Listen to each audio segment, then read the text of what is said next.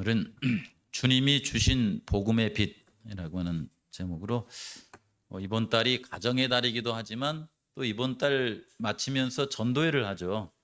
그래서 이번 한 달 동안 사실은 많이 바쁠 것 같아요.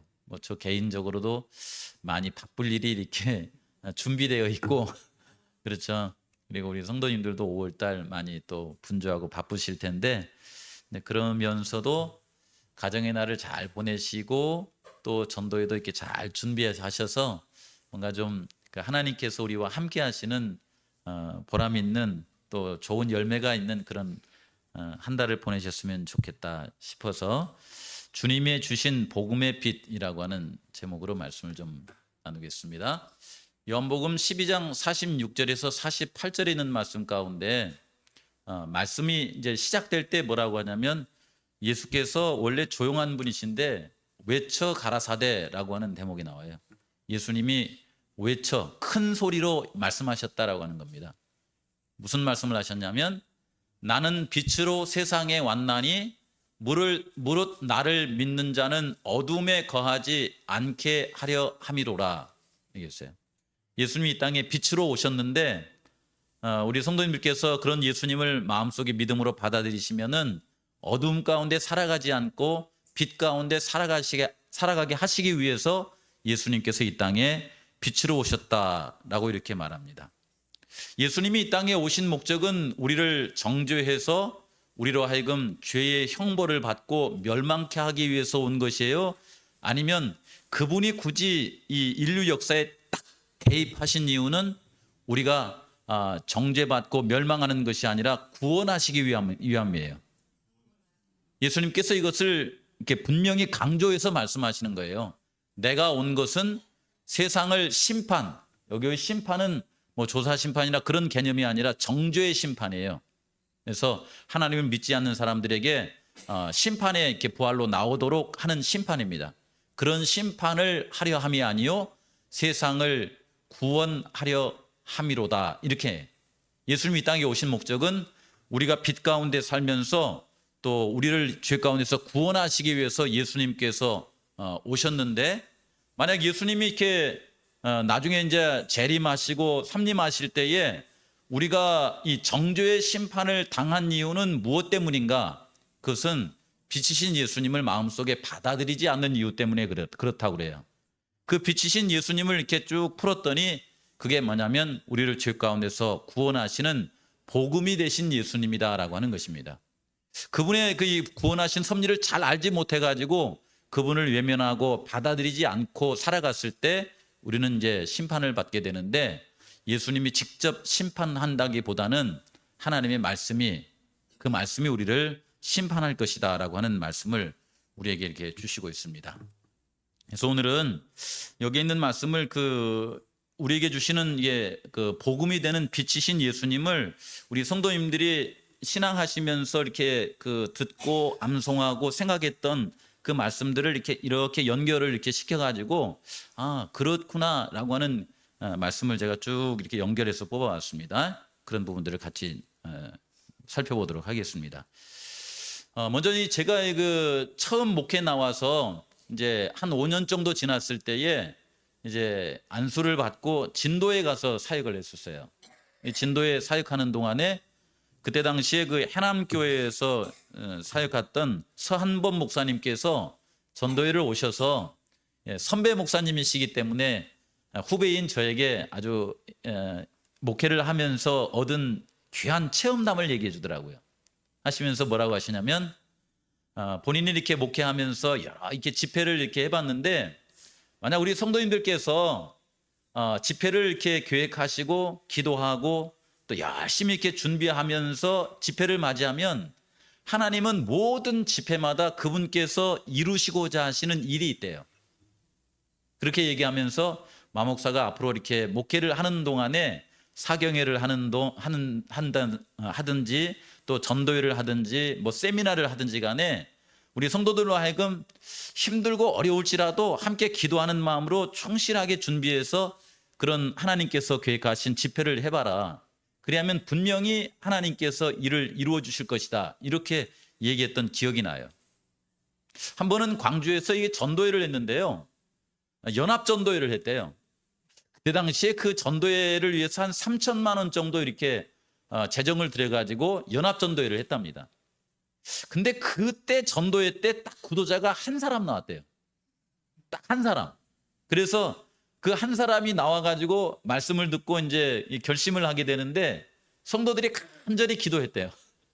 이 한 사람 나왔는데 이 한 사람을 위해서 3천만 원을 들여서 전 성도들이 함께 집회에 참여했는데 이 분이 결심을 하고 예수님을 영접하고 침례를 받아서 하나님 안에 살아가게 해주십시오 하고 있는데 그 안식일에 딱 그분이 나오셨는데 그분이 결심을 했대요. 그리고 그분께서 침례를 받으시고 광주 서북교회 장로가 되어서 그들의 자녀들도 다 함께 신앙하는 그런 가정이 된 거예요. 그 전도회는 실패한 것 같아요? 성공한 것 같아요? 다들 그랬대요. 3천만 원이나 들여서 했는데 우리가 연애신에 그런 말씀 있잖아요. 이 세상에 한 사람만 구원을 얻을 수 있을지라도 예수님은 이 땅에 오셨을 거라고 그래요? 안 오셨을 거라고 그래요? 네, 한 사람. 나 한 사람 때문에라도 예수님은 오셨을 거라고 그러잖아요. 그러니까 예수님의 희생은 나만 구원받아도 그것은 낭비예요? 아니면 하나님께서 원하시는 어떤 계획이에요, 이게? 그런 거잖아요. 그래서 이번 전도에도 우리 성도님께서 기도하시면서 이제 한 달 남았는데 하나님의 뜻이 이루어질 수 있도록 이 구도자들을 또 오랫동안 교회 다니다가 안 다니신 분들을 생각하시면서 비록 뭐 저희 아버지도 또 우리 장백석 집사님도 또 여러 이렇게 막 이 복잡한 일들이 있지만 하나님 이번 전도에도 우리 김재호 목사님을 모시고 전도회를 하는데 하나님께서 원하시는 뜻이 저희를 통해서 이루어질 수 있도록 그렇게 도와주세요 하면서 준비하셔서 전도회를 이렇게 하시게 되시길 바랍니다.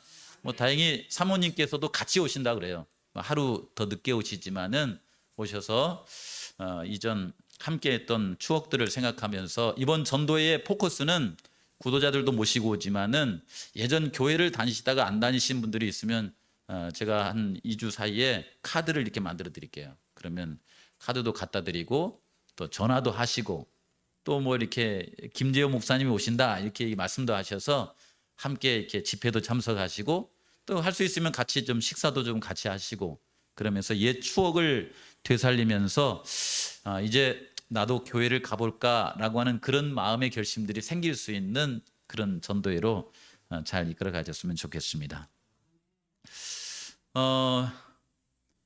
사실 우리 성도님들에게 참 많이 감사를 해요. 어제 오후에 저희 어머니가 그러더라고요. 우리가 여기 온 지 며칠 됐지 이렇게. 저는 한 10일 정도 된 줄 알았거든요. 근데 이렇게 꼽아보니까 2주가 넘어갔더라고요. 2주 전 목요일 날 여기를 왔었거든요. 그러니까 벌써 오늘 며칠째예요. 이제 14일 지나서 15, 16일 보름이 넘어간 거예요. 이렇게요. 그래서 제가 이제 오실 때부터 해가지고 광주 공항에서부터 제주 공항에 도착할 때 여기 오셨을 때 그다음에 좀 힘이 있을 때 이쪽 주변에 바다도 좀 구경하자 해가지고 모시고 휠체어 타고 구경한 거 그다음에 집에 오셔가지고 아버지 한번 나가 보실까요? 아이고 힘이 없어 이제 못 나가다. 그런 거 그다음에 또 엊그제 이제 저희 아버지하고 이제 또 같이 재밌게 또 이제 힘을 내셔가지고 얘기하는 거 또 오늘 아침 사진 찍는 걸 쭉 이렇게 봤어요. 그 사진을 이렇게 보면서 참 우리 성산교회 우리 성도님들에게 참 고맙고 감사하다라고 하는 그런 생각이 들었어요. 만약 우리 성도님들이 약간의 미신적인 마음이 있으시면 저를 만류하셨을 거예요. 특히 사택에서 마지막을 맞이하게 하십니까?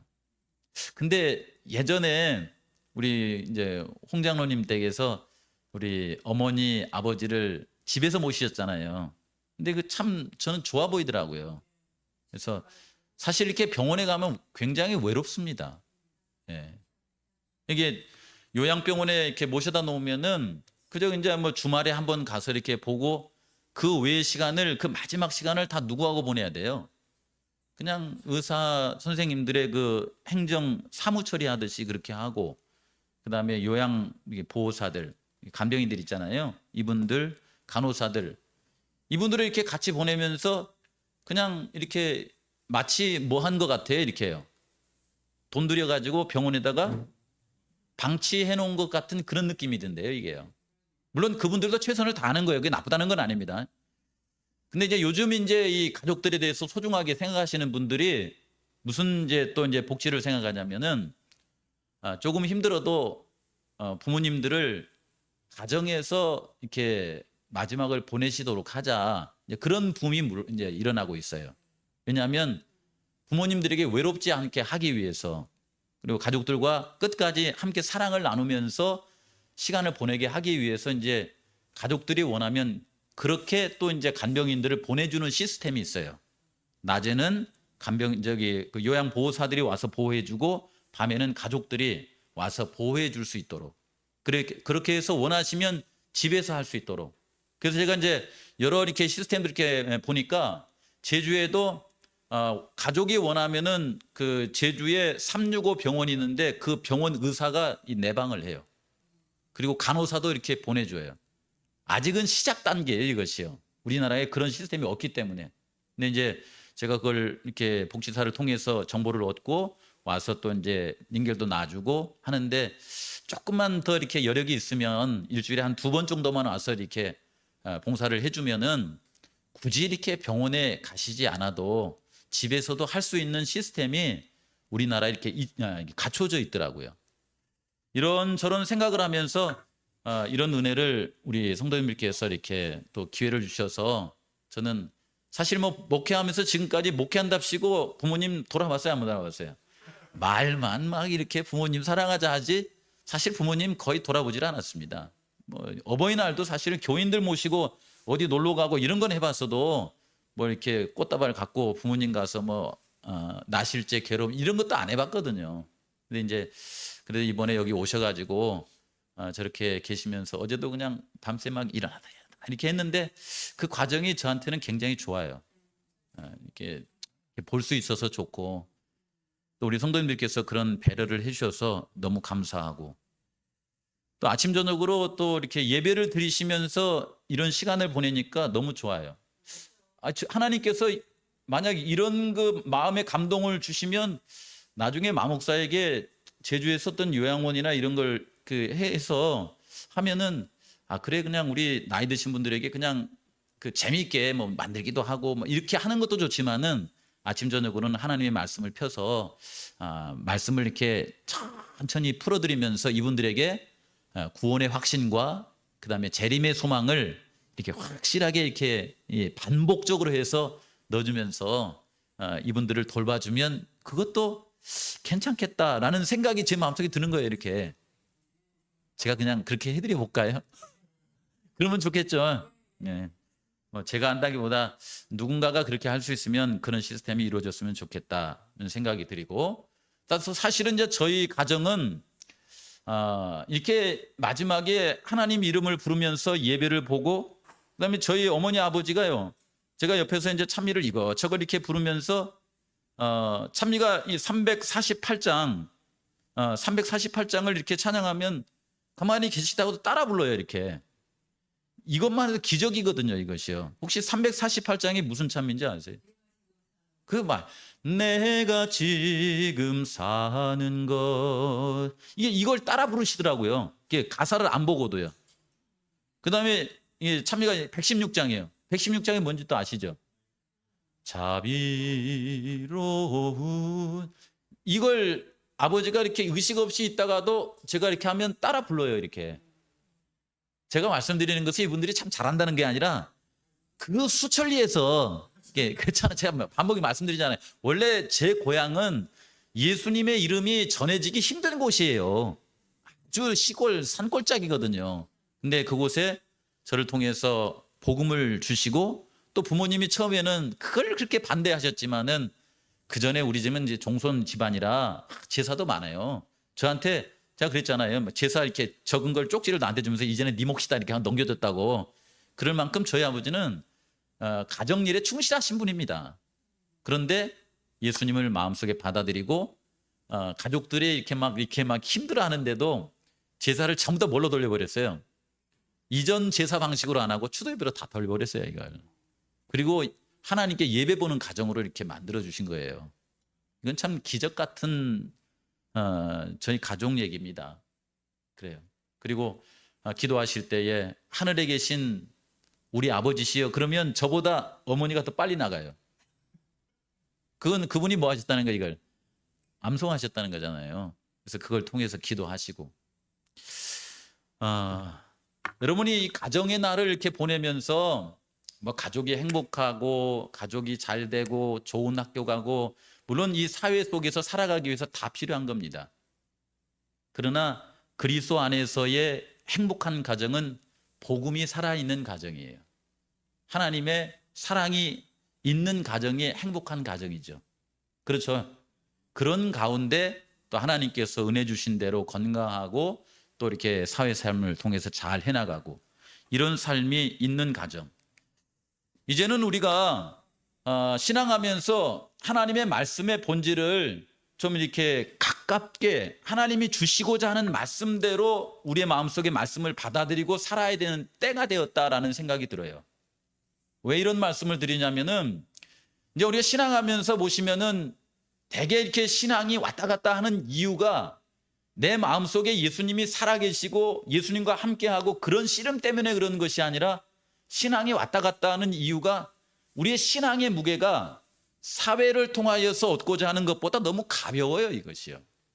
그래서 예를 들어서 건강이 나빠졌다거나 뭐 재산을 잃어버렸다거나 뭐 이 땅에 있는 목숨을 잃어버렸다거나, 이것이 우리 속에 이루어지면은, 그 욥이 당한 경험을 이렇게 당하면은 이것을 어떻게 해버려요? 이게 신앙을 가볍게 날려버려요. 이렇게요. 하나님이 우리를 사랑하시지 않는다고. 하나님이 우리를 하지 않는다고 하면은 세상 신이 그를 사랑한다는 확신은 있습니까? 사실 그것도 없어요. 그렇죠? 근데 우리가 이제는 신앙하면서 하나님께서 우리에게 주신 복을 세상이 어떠할지라도 하나님께서 나를 이 길로 왜 인도하시는지에 대해서 욥처럼 씨름해보고 기도해보면서 그렇게 살면 좋겠다. 여기 요한복음 12장 35절에 36절에 있는 말씀 가운데 예수께서 이르시되 아직 잠시 동안, 여기는 이제 예수님이 십자가에 달리시기 전의 얘기니까, 아직 잠시 동안 빛이 너희 중에 있으니 빛이 있을 동안에 다녀서 너희에게 아직 빛이 있을 동안에 뭐 하라고 그래요? 여기에 빛을 믿으라 이렇게 나와요. 빛을 믿으라. 이 어둠이 이렇게 환하게 비쳐서 예수님께서 십자가의 이 죽으심을 통하여 복음의 빛이 환하게 비치는 그 시간이 가까울수록 시대소망이나 이렇게 보시면은 사단이 그냥 이게 안절부절 못하면서 그 복음의 빛을 가리기 위해서 애를 썼다고 말하고, 그 이 복음의 빛을 가리기 위해서 누구를 이렇게 이용해 가지고 이랬다고 그래요. 당시에 예루살렘에 있는 종교 지도자들, 제사장들, 그 다음에 이 바리새인, 서기관, 율법사, 이런 사람들을 이렇게 동원해 가지고 청중들을 이렇게 막 이렇게 뭡니까? 이걸 뭐라 그래요? 이렇게요. 그 선동하는 거예요. 선동해 가지고 예수님을 메시아가 아닌 범죄자로 몰고 그 다음에 십자가에 죽게 만들어야 된다 이렇게 해가지고 그들의 세상적인 꿈을 이루는 대신에 예수님을 희생시키는 그 길을 이렇게 가려고 이렇게 애를 쓴 장면이 나와요. 그런 순간에 예수님께서 말씀하신 거예요. 나는 이 세상에 빛으로 왔는데 빛이 아직 있을 이때에 너희들이 뭐라고 하냐면 빛을 믿으라. 그리하면 뭐가 된다고 그래요?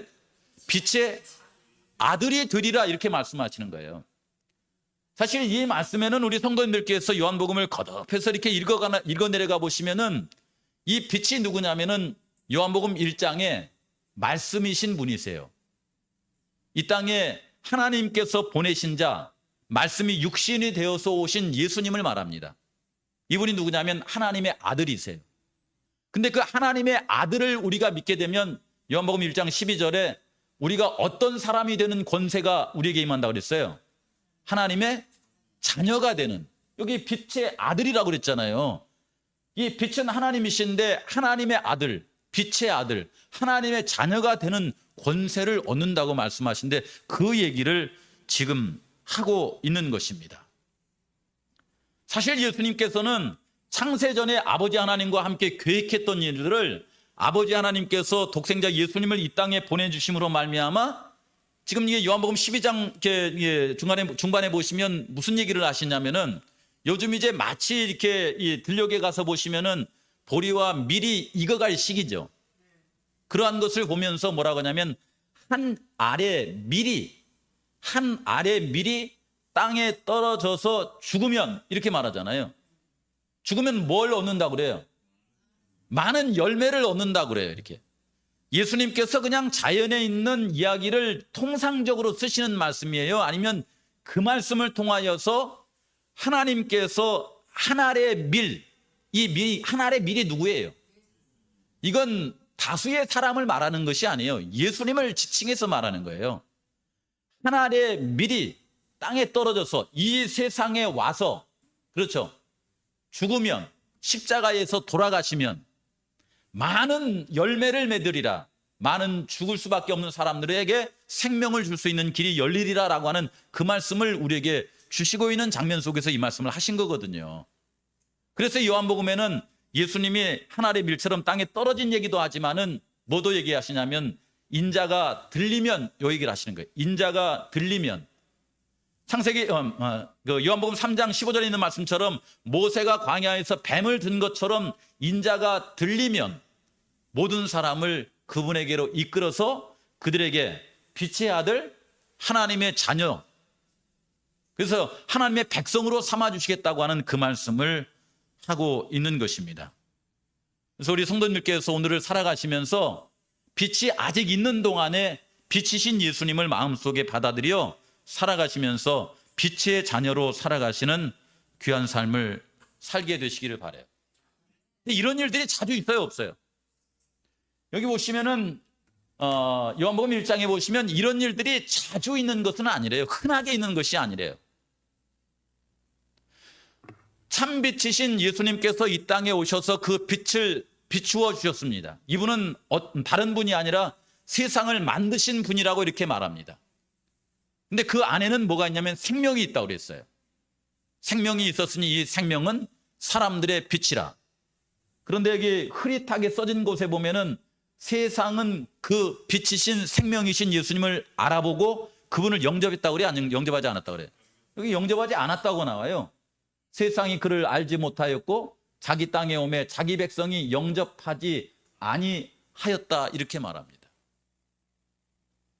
그러나 영접하는 자, 그 이름을 믿는 자에게는 하나님의 자녀되는 권세를 주었는데, 이런 사람들은 우리의 이제 오늘 어버이날 행사하셨는데 육신의 부모 밑에서 태어나서 이렇게 이 하나님의 백성이 된 것이 아니라, 쉽게 말하면 혈통으로 태어나 가지고 하나님의 자녀가 된 것이 아니라 어떻게 태어났다고 그래요?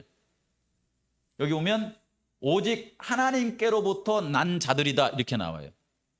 하나님께서 하나님의 백성들을 낳기 위해서 애쓰고 힘쓴 자리가 어디입니까? 그곳이 십자가입니다. 십자가. 여러분, 이게는 십자가가 없으면은 마치 아이가 어머니 뱃속에서 나오지 못하는 것처럼 십자가가 없으면 우리는 하나님의 자녀로 태어날 수가 없습니다. 우리를 태어나시게 하기 위해서 하나님께서는 독생자 예수님을 이 땅에 보내주시고, 우리를 태어나시기 위해서 예수님께서는 십자가에 달려 돌아가신 거예요. 그렇게 함으로 말미암아 우리에게 영원한 나라, 영원한 세상이 열렸습니까? 안 열렸습니까? 예, 성경을 이렇게 요즘 이제 자세히 이렇게 들여다보시면 그런 부분들이 보여요. 어떤 부분이 보이냐면은 다니엘서 7장 14절 15절에 있는 말씀 가운데 오면 인자가 이게 아버지께 나아가 가지고 뭘 받습니까? 이게 나라를 받아요. 나라를. 근데 실제로 인자가 아버지께 가 가지고 나라를 얻었던 때가 언젠지 아십니까, 혹시? 때가 잘 모르시겠죠? 그러니까 이런 부분들 이렇게 가만히 생각해 보시면서, 아, 그래, 그때 그랬었구나, 이렇게 생각. 이건 미래의 사건이에요. 이미 예수님께서는 하나님의 나라를 받으신 거예요. 받으신 거예요. 언제 받으셨냐면은 예수님이 십자가에 달려 돌아가시고 그다음에 부활하셨죠. 부활하시자마자 제자들에게 갔습니까? 아니면은 부활하시자마자 그분께서는 십자가의 죽으심과 부활을 조건으로 해서 하나님께서 나라를 그 나라의 백성들에게 주기로 언약하였기에 그 언약을 확인하기 위해서 하나님께 먼저 갔습니까? 하나님께 먼저 갔어요. 왜냐하면 마리아가 이 예수님 옷을 이렇게 붙잡으려고 할 때 뭐라고 하냐면 내 옷을 붙잡지 말라고 그래요. 내가 아직 아버지를 배웁지 못하였다 이렇게 말합니다. 그리고 시대소망의 표현에 보면은 그분이 하늘에 가셔서 아버지께 손을 이렇게 내보이면서 아버지 창세 전에 계획했던 언약했던 일을 이제 이루었으니 이 손에 있는 이 못자국을 보시고 이제는 저를 통하여서 예수 그리스도 안에 들어온 모든 백성들을 저에게 주십시오. 그들에게 하나님의 영원한 나라를 줄 수 있도록 해 주십시오. 이렇게 했더니 하나님께서 그 일에 대해서 이렇게 확답을 주셨어요, 안 주셨어요? 주셨어요. 그래서 하나님의 나라는 이미 성도들의 것입니다. 성도들의 것. 그렇게 해서 이루어진 거거든요.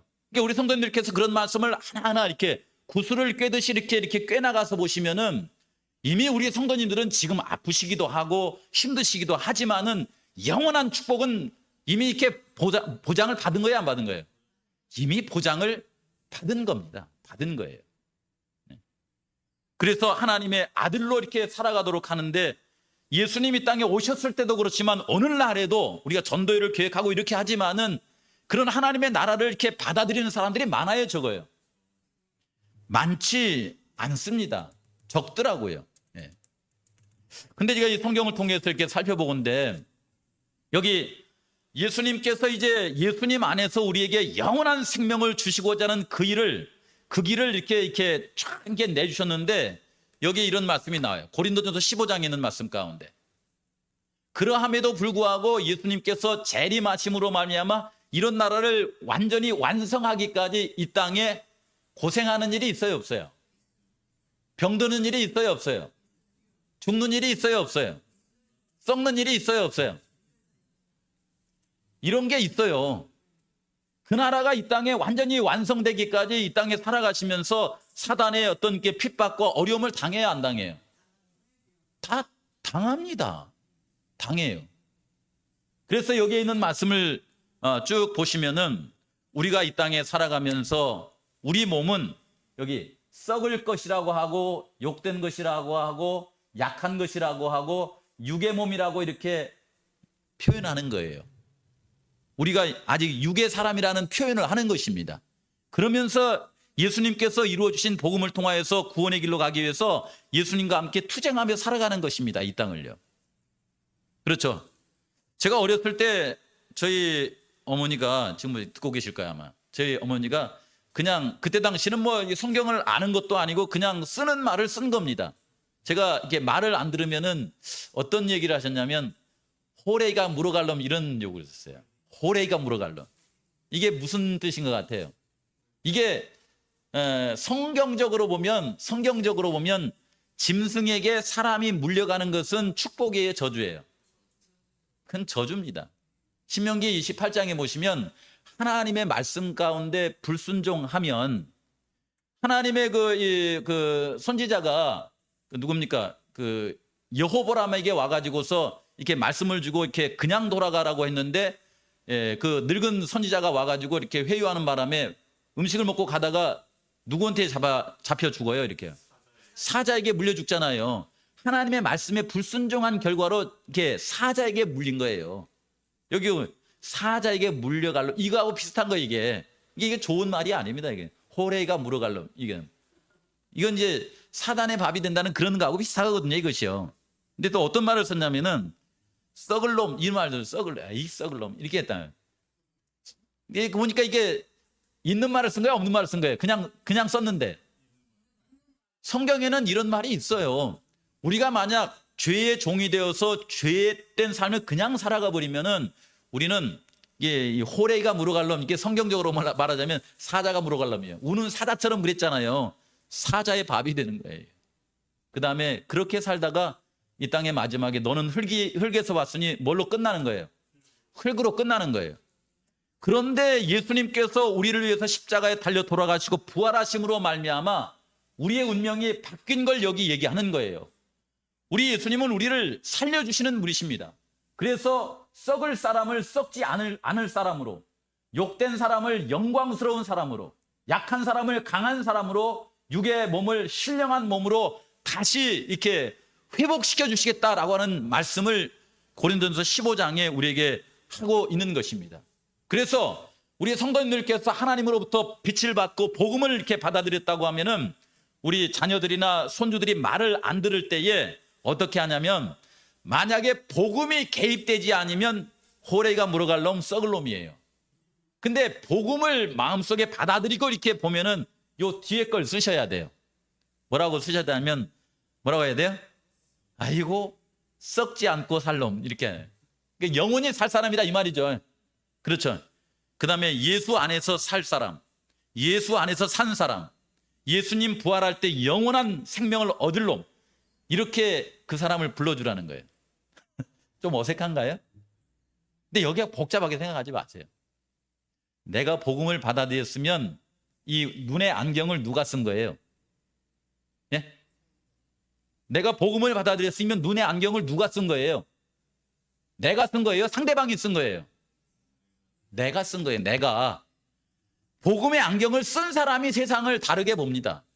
그래서 상대방은 뭐 교회가 안 나왔을 교회를 안 나오고, 할머니 난 절대 교회는 안 갈 거야, 할머니 사는 거 보니까 답답해 죽겠어, 이렇게 해도 그냥 지그시 웃으면서, 안경은 내가 썼으니까 그래도 너는 예수님 이 땅에 재림하실 때 구원받아서 하늘나라에 함께 갈 거야, 너는 영원히 살 거야, 나는 그걸 믿어, 이렇게 봐주라 이 말이에요.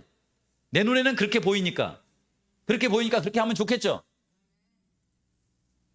이렇게 갖고 가족을 구원하겠어요? 실제로 그렇게 보시고 사시기 바랍니다. 예수님께서 이 땅에 오셔가지고 복음으로 오셔가지고 그분이 하시면서 그분이 세상 사람들을 멸망케 하겠다라고 하는 마음의 의도를 가져야 안 가져요? 가지지를 않습니다. 내가 이 땅에 온 것은 구원하기 위해서 왔다는 말씀을 반복해서 하셔요. 반복해서. 그런 예수님의 생각을 누가 가지고 살았으면 좋겠어요? 우리 성도님들께서 그 생각을 가지고 살아가시면 좋겠다라고 하는 것입니다. 그렇죠? 그래서 예수님을 우리의 마음속에 받아들이면, 요한복음 8장 12절에 예수께서 또 말씀하여 이르시되, 빨간 글씨는 같이 읽어봅니다. 시작. 나는 세상의 빛이니 나를 따르는 자는 어둠에 다니지 아니하고 생명의 빛을 얻으리라, 이렇게 말씀하셨어요. 근데 이 말씀이 이렇게 주시는 의미가 무엇인지 이제 남은 시간 동안 우리 성도님들이, 적어도 이제 재림 성도들이니까 성도들이, 그래 그 말씀은 이 말씀이야 라고 하는 것을 생각해보고 이제 차근차근 문제 이렇게 마무리하면서 들어보세요. 빛이신 예수님, 빛이신 예수님. 그 빛이신 예수님, 요한복음을 누가 썼어요? 누가 썼어요? 요한이 썼습니다. 그러면 요한계시록은 누가 썼어요? 요한이 썼습니다. 예수님이 빛이라고 하는 것을 분명히 아는 요한이 요한계시록을 쓴 다음에 요한계시록에 있는 말씀을 잘 이렇게 알게 하기 위해서 요한복음을 쓴 거예요. 그러면 이제 요한계시록에는 어떤 말씀이 있는가? 요한계시록에 빛이 되시는 예수님에 대한 어떤 말씀이 있는가? 가만히 한번 생각해 보세요. 예수님께서 교회를 돌보십니다. 그 교회를 돌보신 주님을 어떻게 이렇게 표현하냐면 이렇게 표현해요. 촛대 사이에 누가 이렇게 다니세요? 인자 같은 이가 다니세요. 그 인자 같으신 분이 누구냐라고 하는 것을 깨닫게 하기 위해서 요 인자는 요한복음에는 누구라고 표현을 해요? 빛이라고 그래요. 그 빛에는 뭐가 있다고 그래요? 생명이 있다, 이렇게 표현하는 거예요. 그래서 이 대목이 무슨 말씀인가, 그리고 요한계시록 2장 3장 교회에 대한 기별을 이해하실 때에 이게 하실 때 먼저 이것이 들어와야 돼요. 인자 같으시니, 그분은 빛이 되시는 분, 그 빛이 되시는 분이 우리를 위해서 십자가를 지셨지. 그 십자가를 통하여서 우리에게 이 땅의 생명이 아니라 예수님 재림하시는 그날 마지막 날 우리를 다시 살리셔서 영원한 생명, 신령한 몸, 영광스러운 몸으로 살게 하기 위해서 예수님이 그 길을 걸어가셨지. 이렇게 마음속에 이렇게 생각을 하셔야 돼요. 그러면 이제 예수님이 어떤 일을 하시는지 알겠죠.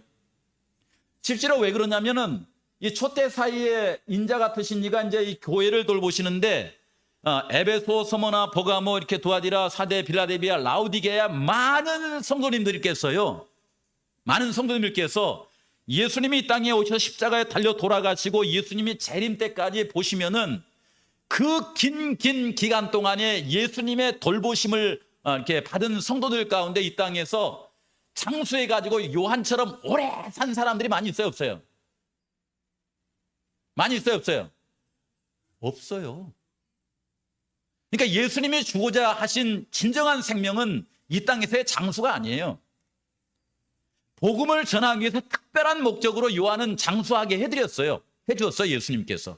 복음을 증거하기 위해서. 그렇지만은 에베소 교회 성도들, 서머나 교회 성도들, 버가모 교회 성도들, 두아디라 교회 성도들, 거기에는 이렇게 말하자면 로마 교회 성도를 말하는 것이 아니라 참 성도들을 말하는 거예요. 그 성도들은 진리를 지키고 진리를 전하기 위해서, 쉽게 말하면은 빛을 통하여서 빛이 되어서 그리스도의 복음을 깨닫고 그 복음의 빛을 나누어주는 삶을 살기 위해서 어릴 때 죽은 사람도 많고 30대, 20대, 40대에 그 카타콤의 순교 그 동굴에 자기의 뼈를 묻은 사람들이 태반이에요. 태반이에요. 그게 각시대 대쟁투 상권에 보면 그렇게 나와 있잖아요, 이렇게. 근데 그런 사람들을 누가 돌보신 거예요? 여기 인자 같은 이분께서 돌보셔서 그렇게 살아가도록 하신 거예요. 쉽게 말하자면은 그들은 이 땅에서 썩을 몸의 장수가 아니라 영원한 생명을 위해서 그리스도의 편에 서서 살아가도록 그렇게 해주셨다라고 하는 것입니다. 이제 제가 알기로는 머지않아 이 땅에 아주 이렇게 이 태풍이 몰아붙이는 것처럼 마지막 이 환란의 시기가 올 거예요. 그럴 때 하나님께서 우리를 어떻게 보호해 주실 겁니까? 우리의 육신의 생명을 보호해 주실 것입니까? 아니면 우리의 믿음을 버리지 않고 영적인 생명을 보호해 주실 겁니까? 아시죠? 그때가 되면 많은 사람들이 그리스도의 이름으로 이 세상에 육신의 생명을 잃어버릴지라도 사도 바울처럼 베드로처럼 복음을 전하다가 예수님 재림할 때 예수님의 재림을 맞이할 수 있도록 주님께서 인도하실 것이다라고 하는 것을, 요 촛대 사이에 인자 같으신 이분, 우리가 너무 이 세상에 포커스를 맞추고 살아가는 것도 신앙에 큰 도움이 안 되겠더라고요. 중요한 것, 내가 붙들어야 되는 것, 예수님이 나의 생명이 되시고 나의 빛이 되시는 그것을 먼저 붙드시면서 하나님, 제가 건강하게 요한처럼 복음을 전하게 해 주십시오. 예수님의 말씀을 받아들이면서 이 땅에 살아가면서 그 복음을 효율적으로 잘 전하게 하기 위해서 때로 좋은 직업, 좋은 지식도 취하게 해 주십시오. 이런 것이 필요하지 않나. 그래서 중요한 것을 잃어버리지 않고 이 땅을 살아갈 수 있는 그런 사람. 여기 봐보세요. 요한계시록 7장에 있는 말씀에 보시면은 구원받은 허다한 무리들에 대한 이 말씀이 이렇게 나오는데, 이 허다한 무리들이 여기 제일 밑에 줄에 보면은 이는 어디서 나온 사람들이라고 그래요? 환란에서 나온 사람들이래요. 환란에서. 그러니까 어려움이 없는 사람들이 아니에요. 어려움이 있습니다. 그래서 예견된 어려움을 이렇게 생각하고 마음속에 예수님도 그 길을 걸어가셨기 때문에 담대한 마음을 가질 수 있어야만 돼요, 이게. 그 길을 맞이할 때마다 어린 양의 피로, 어린 양의 공로로 구원받고 씻음받고 해서 하나님의 자녀로 살아가면서 그 길을 걷는 그런 백성들로 살아가라고 이렇게 말씀하십니다. 그러면서 아까 요한계시록 1장 10절 19절에 있는 그분에 대한 그 이 인자 같으신 이에 대한 이 모습을 쫙 설명하면서 요한이 이렇게 딱 봤을 때에 요한이 어떤 상태가 되냐면, 내가 볼 때에 그의 발 앞에 엎드러져 죽은 자 같이 되매 그랬죠. 야, 저는 이 말씀이 그 말씀인지 잘 몰랐어요. 여기에 하필이면 내가 볼 때에 요한이 어디 앞에서 죽은 자 같이 쓰러져요, 이렇게요. 어디 앞에서? 예? 여기 써졌잖아요. 어디 앞에서 쓰러졌어요, 이렇게요. 예수님의 발 앞에. 예수님의 발 앞에 쓰러졌어요. 예수님이 아마 이 교회를 돌보시는데 신발을 벗고 돌보셨나 봐요, 이게. 양말을 안 신으신 것 같아. 예수님, 이게 요한이 그분의 모습을 보고서 이제 일곱 교회 역사가 쫙 벌어지잖아요. 보니까 이렇게 이렇게 평탄한 역사는 아니에요. 그분의 모습을 보면서 그분의 발 앞에 힘없이 이렇게 푹 쓰러졌는데 그 발에 뭐가 보여요? 못자국이 보이는 거예요. 사실은 요한이나 다니엘 보면은 그들의 신앙이 얼마나 이렇게 담대한지요. 풀무불 앞에서도 이렇게 이게 믿음의 이렇게 그 심지를 굽혀요, 안 굽혀요? 굽히지 않습니다.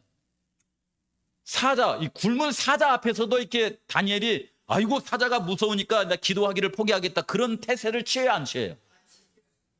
다니엘은요 짐승을 무서워하지 않습니다. 짐승을 무서워하지 않아요. 그런 이게 담대함이 있는 다니엘과 요한이 이렇게 하나님 앞에서 푹 쓰러지는데, 다니엘서 10장과 요한계시록 1장에 쓰러진 이유가 있대요. 그건 뭐냐면 이제 우리 부모님 와 계시잖아요. 제가 이 부모님한테 모시면서도 마음 가운데 그냥 이렇게 막 힘든 것이 뭐냐면, 이 나이 드신 분들을 앞에 두고서 이게 마지막을 지켜보는데 제 마음속에 떠오르는 생각이 무슨 생각이 있겠어요? 어릴 때 어버이날 카네이션 달아준 거, 그 다음에 좀 커가 중학생 때에 그래도 이제 좀 컸다고 용돈 좀 모아가지고 어머니한테 뭐 해줘요? 뭐 이렇게 뭐 과자 한 봉지 사드린 거, 그 다음에 대학생 갈 때는 알바 해가지고 어머니한테 어머니 어버이날 너무 고맙고 감사해요 해서 내복 한번 해준 거, 그 다음에 이제 결혼해가지고는 그래도 결혼했으니까 뭐 해줘요? 가서 밥도 차려드리고 그 다음에 선물도 이렇게 안겨드리면서 어머니 고마워요 하면서,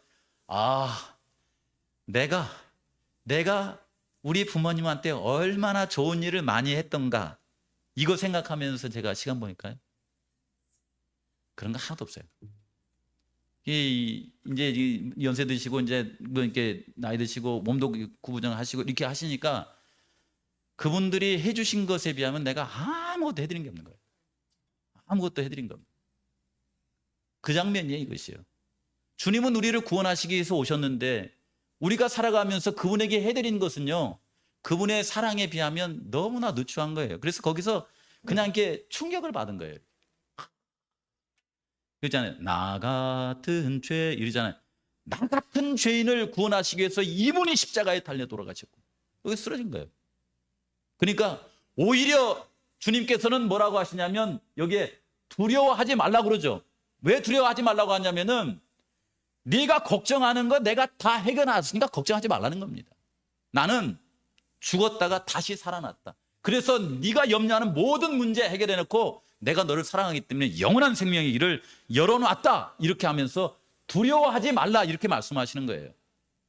이런 사랑을 우리 성도님들께서 마음 가운데 받아들이고 살아가신다고 하면요 우리 가정이 지금보다 더 낫고요. 우리 장백석 집사님을 위해서 많이 기도해 주세요. 일상적인 장백석 집사님의 삶은요, 일상적인 삶은 운명을 받아들이는 겁니다. 미안한 말이지만 자꾸 어떤 분은 저희 아버지가, 저희 어머니도 그래요. 벌떡 일어나가지고 살았으면 좋겠다고. 저는 그렇게 생각하지 않습니다. 예수님 이름으로 남들이 가는 그 길을 걸어갈 것이다 이렇게 생각하거든요. 그런데 우리 성도님들께서 기도하시되 하나님, 다른 사람이 걸어간 길 말고 주님께서 요한이 이 끓는 가마 속에서라도 이렇게 살아나온 것처럼 그분의 마음속에 빛을 환하게 비춰주어서 성산교회를 통하여서 아직 복음을 증거할 수 있는 시간이 남았거든. 중환자실에서라도 건강을 회복하고 나올 수 있도록 그런 은혜를 베풀어 주십시오. 그것은 특별한 은혜입니다. 특별한 은혜. 사명을 가지지 않으면 그 일은 이루어져 안 이루어져요? 이루어집니다. 그것은요. 그래서 그 일을 위해서 기도해 주시기 바랍니다. 하나님, 예수님 만나게 해주시고 일상적인 길을 걸어가도 괜찮지만은 우리 장백수 집사님, 최 집사님, 저희 교회 분명히 필요하오니 특별한 은혜를 허락하여 주셔서 나사로가 부활하듯이 또 혈류병 환자가 이렇게 치료함을 받듯이 중풍병 장자가 이렇게 걸어가듯이 그런 은혜가 우리에게 필요하오니 하나님 수만 있으면 그 은혜를 허락해 주십시오 하면서 기도하며 시간을 보내시는 우리 모든 성도님들이 되시기를 주의 이름으로 간절히 바랍니다.